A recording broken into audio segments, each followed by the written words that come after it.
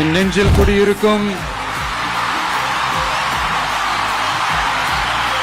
கன்னியாகுமரி மக்கள்,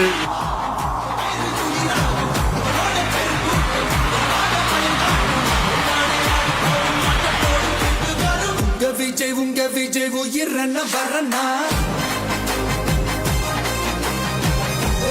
உங்க விஜய் எளியவன் குரல்னா,